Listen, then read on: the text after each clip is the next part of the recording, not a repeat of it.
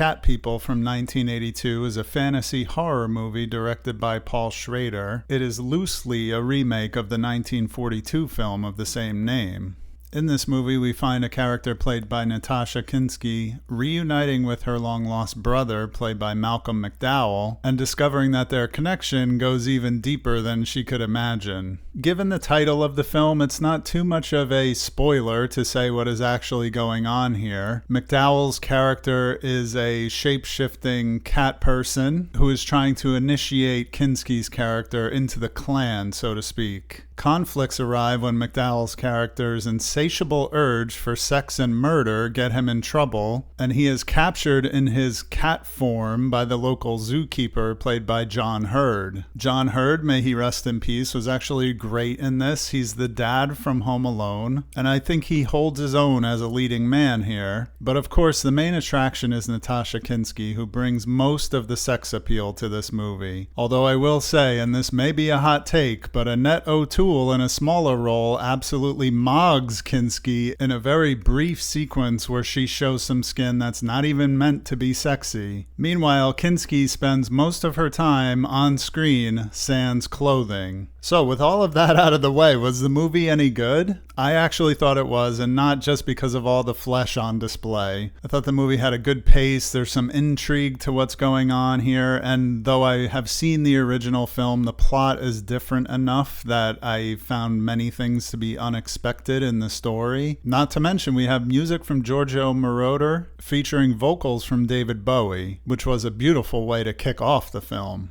So yeah, this was a fun, sexy, dark fantasy, and I do have it on Blu-ray and it will stay in the collection. Moonlighting Wives from 1966 is definitely a movie that's a little bit out of my comfort zone. This is pretty much a proto-adult film from an era before hardcore materials were readily available. And as such, it has a very naughty story, let's say, but there is not a lot of explicit material in the movie itself on screen. In fact, there are two very short sequences that feature a little bit of female nudity. In this movie, Mrs. Rand, a housewife and office worker, discovers that she could make more money by turning to prostitution, which eventually leads to her growing her business to an entire secret prostitution ring. Now, like I said, this movie is a little bit out of my comfort zone, and it's hard to explain why I liked this movie and why I even chose to cover it here, except for that it fits the theme this week. But there was something about the fact that there is very little actual explicit material shown on screen that goes to show how far a decent story and the performance by Tammy Latour, which is no doubt a pseudonym, as Mrs. Rand,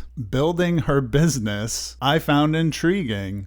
It's also an interesting time capsule of what northeastern suburbs looked like in the mid-60s. So this was a weird one. It's a strange movie to talk about, because films like this led to the proliferation of hardcore pornography. But I enjoyed this story of entrepreneurship and growing a business, and I also liked thinking about what was going on under the surface of suburbia in the mid-60s. So I am not necessarily recommending this movie, but I certainly found it to be an interesting watch. I do have it on Blu-ray, and it will stay in the collection. Hidden Face from 2024 is a Korean erotic thriller. It is a remake of the Spanish-language film The Hidden Face from 2011, which I have not seen. The movie kicks off with an orchestra conductor whose cellist, who is also his fiancée, goes missing, and he quickly falls for the replacement cellist. Now, I feel like I need to be brief here because this is the kind of movie that's better to go in blind.